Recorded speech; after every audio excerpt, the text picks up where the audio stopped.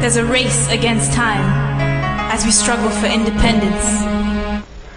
வவுனியா நலன்புரி நிலையங்கள் தொடர்பான விசேட மாநாடு ஒன்று நேற்று வவுனியாவில் உள்ள வடமாகாண ஆளுநரின் உத்தியோகபூர்வ இல்லத்தில் நடைபெற்றது. வன்னியில் இருந்து இடம்பெயர்ந்து வந்து நலன்புரி நிலையங்களில் தற்காலிகமாக தங்கியுள்ள மக்களின் சேம நலன் பற்றி ஆராயும் பொருட்டு சமூக சேவைகள் மற்றும் சமூக நலத்துறை அமைச்சரும் வடமாகாணத்துக்கான விசேட செயலணியின் தலைவருமான டக்ளஸ் தேவானந்தா இந்த விசேட மாநாட்டை ஏற்பாடு செய்திருந்தார்.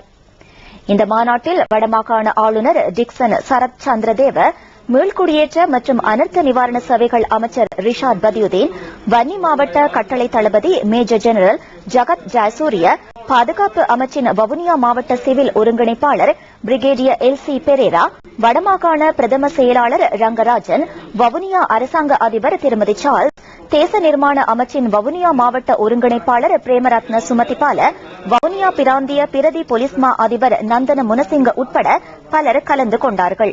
வவுனியா நலன்புரி நிலையங்களில் மேற்கொள்ளப்பட வேண்டிய நடவடிக்கைகள் பற்றி அமைச்சர் டக்ளஸ் தேவானந்தா கடந்த மாதம் ஜனாதிபதிக்கு அறிக்கையொன்றை சமர்ப்பித்திருந்தார். சுமார் 20 நாட்கள் வவுனியாவில் தங்கியிருந்து நலன்புரி நிலையங்களுக்கு விஜயம் செய்து சமூகத்தின் பல்வேறு தரப்பினரையும் சந்தித்து கலந்துரையாடியதன் பின்னரே நலன்புரி நிலையங்களில் உள்ள குறைபாடுகள் மற்றும் தேவைகள் பற்றி அமைச்சர் டக்ளஸ் தேவானந்தா ஜனாதிபதிக்கு அறிக்கை சமர்ப்பித்திருந்தார். ஜனாதிபதியின் சிரேஷ்ட ஆலோசகரும் பாராளுமன்ற அங்கத்தவருமான பசில் ராஜபக்சவுடன் கலந்துரையாடியதைத் தொடர்ந்து நேற்றைய விசேட மாநாடு கூட்டப்பட்டிருந்தது. ஜனாதிபதி மஹிந்த ராஜபக்சவின் நிர்வாகத்திலேயே முஸ்லிம்களுக்கு அதிக உரிமைகள் வழங்கப்பட்டிருப்பதாக அனர்த்த நிவாரண சேவைகள் அமைச்சர் எம்.எஸ். அமீர் அலி தெரிவித்துள்ளார். கல்குடா தொகுதி உலமாக்களுக்கான கருத்தரங்கில் உரையாற்றுகையில் அவர் இதனை தெரிவித்தார். உலமா கட்சியின் ஏற்பாட்டில் அதன் தலைவர் முபாரக் அப்துல் மஜீத் தலைமையில் மாவடிச்சேனை அல் இக்பால் வித்தியாலயத்தில் இந்த கருத்தரங்கு நடைபெற்றது. ஜனாதிபதி மஹிந்த ராஜபக்சவின் நிர்வாகத்திலேயே சிறுபான்மையினருக்கு உரிமைகள் வழங்கப்பட்டிருப்பதுடன் அவர்கள் வாழும் பிரதேசங்களில் அபிவிருத்தி நடவடிக்கைகளும் இடம்பெற்று வருகின்றன என்று அமைச்சர் இங்கு தெரிவித்தார்.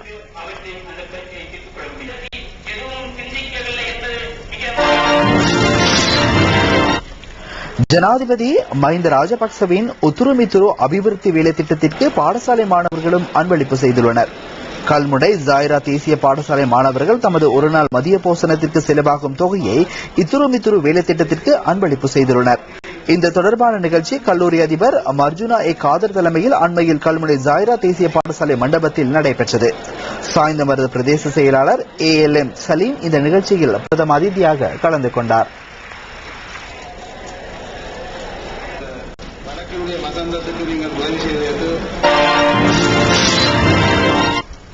சமுர்த்தி அதிகார சபையின் திட்டம் ஒன்றுக்கு அமைய மட்டக்களப்பு ஏராவூர் பற்று பாரதி கிராமத்தில் நிர்மாணிக்கப்பட்ட வீடுகள் மக்களிடம் கையளிக்கப்பட்டன. தேசிய விடமைப்பு அபிவிருத்தி அதிகார சபையின் அனுசரணையுடன் இந்த வீடுகள் நிர்மாணிக்கப்பட்டன. தேசிய விடமைப்பு அபிவிருத்தி அதிகார சபை நிறுவப்பட்டு 30 ஆண்டுகள் பூர்த்தியாவதை முன்னிட்டு சபையின் மாவட்ட முகாமையாளர் கே ஜெகநாதன் தலைமையில் நடைபெற்ற இந்த வைபவத்தில் பிரதேச செயலாளர் எஸ் பாஸ்கரன், சமுர்த்தி உதவி ஆணையாளர் பி குணரத்னம் உட்பட பலர் கலந்து கொண்டார்கள்.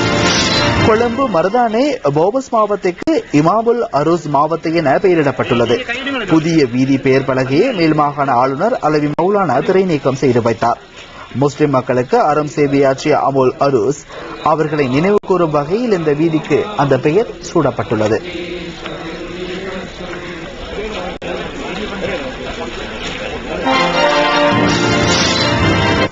குறைந்த அளவு விதைநெல்லை பயன்படுத்தி அதிக விளைச்சலை பெறக்கூடிய முன்மாதிரியான செயல் திட்டம் ஒன்றை அக்கரைப்பட்டு ஜீரோ ஸ்ரீலங்கா அமைப்பினர் நடைமுறைப்படுத்தி வருகின்றனர். ராம்சீடர் எனும் இந்த புதிய செயற்திட்ட அறிமுக விழா அக்கரைப்பற்று அம்பாறை வீதியில் உள்ள 5ஆம் மைல்கள் விவசாய பிரதேச திட்ட முகாமையாளர் AM கரீம் தலைமையில் நடைபெற்றது. இதுவரை காலம் நட்டமடைந்து வந்த இலங்கை போக்குவரத்து சபை தற்போது லாபமீட்டும் நிறுவனமாக மாறி வருகின்றது என்று அமைச்சர் டலஸ் அழகப்பெரும தெரிவித்துள்ளார். சாதிக்க முடியாதென்ற கருத்துக்கள் நிலவி வந்த பல்வேறு விடயங்கள் ஜனாதிபதியின் தலைமையில் யதார்த்தமாக மாறியிருப்பதாக அவர் குறிப்பிட்டுள்ளார். பலாங்கொட பஸ் டிப்போவை 37வது மாதிரி டிப்போவாக மாற்றியமைக்கும் நிகழ்வில் கலந்து கொண்டபோது அமைச்சர் இதனை குறிப்பிட்டார். அமைச்சர் டலஸ் அழகப்பெரும அங்கு கருத்து வெளியிடுகையில் 3 வருடங்களுக்கு முன்னர் ஜனாதிபதி பொறுப்பை ஏற்ற வேளையில் ஜனாதிபதி மஹிந்த ராஜபக்ஷ ஐக்கிய இலங்கை ஒன்றை உருவாக்க வேண்டும் என்று குறிப்பிட்டார். அந்த சந்தர்ப்பத்தில் எவரும் அதனை புரிந்து கொள்ளவில்லை. அடுத்து வரும் ஓரிரு தினங்களில் இது உண்மையாக மாறும். எவ்வாறாயினும் இலங்கை போக்குவரத்து சபையை முன்னேற்றுவதற்காக செயற்பட்டதை போன்று முழு நாடும் ஒரே குடும்பமாக செயற்படுவதன் மூலமே இது யதார்த்தமாக மாறும் என்று தெரிவித்தார். සාක්ෂාත් කරන්න පුළුවන් වෙන්නේ අර ළඟම එක කිව්වා වගේ රටම පවුලක් විතර නැගිට්ටොත් විතරයි. இலங்கை போக்குவரத்து சபையின் 50வது ஆண்டு நிறைவின் போது பலாங்கொட டிப்போ நாட்டின் 2வது சிறந்த டிப்போவாக தெரிவு செய்யப்பட்டது. இந்த ஆண்டின் இறுதிக்குள் சப்ரகமோ மாகாணத்தில் உள்ள சகல பஸ் சேவைகளையும் பூர்த்தி செய்ய அரசாங்கம் திட்டமிட்டுள்ளது. புதிதாக 7 பஸ்களும் சேவையில் ஈடுபடுத்தப்பட்டுள்ளன. ஹோமாகம டிப்போவுக்கு புதிதாக 10 பஸ் வண்டிகள் அன்பளிப்பு செய்யப்பட்டுள்ளன. அமைச்சர் டலஸ் அழகப்பெரும தலைமையில் இன்று காலை இவை சேவையில் ஈடுபடுத்தப்பட்டன. மேல்மாகாண சபையின் முன்னாள் அமைச்சர் காமினி திலகசிறி உட்பட பலர் இதில் கலந்து கொண்டார்கள். போக்குவரத்து துறை அமைச்சரின் தலையீட்டில் பதுளை டிப்போவுக்கு புதிதாக 10 பஸ் வண்டிகள் வழங்கப்பட்டன. பண்டிகை காலத்தில் பொதுமக்களுக்கு சிறந்த பஸ் சேவையை வழங்குவது இதன் நோக்கமாகும். அமைச்சர் டிலான் பெரேரா தலைமையில் இன்று இந்த பஸ் வண்டிகள் சேவையில் ஈடுபடுத்தப்பட்டன.